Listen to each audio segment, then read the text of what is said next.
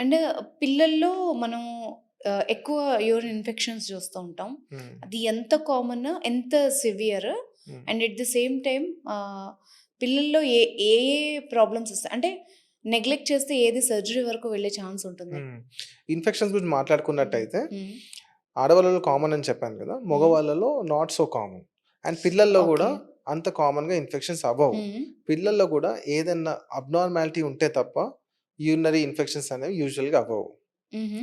ఆహ్, ఏదైనా మనకు కిడ్నీ ట్రాక్‌లో యూరినరీ ట్రాక్ట్ కిడ్నీ నుంచి బయట వరకు తీసుకుంటే అబ్నార్మాలిటీస్ ఏదన్నా పుట్టుకతోనే ఏదన్నా బ్లాక్ ఉండడము ఆర్ సరిగ్గా డెవలప్‌మెంట్ కాకపోవడము ఇలాంటిదేమన్నా ఉంటే వాళ్ళకి ఇన్ఫెక్షన్స్ ఆర్ యూరిన్ సంబంధిత ప్రాబ్లమ్స్ ఉండే అవకాశం ఉంటుంది.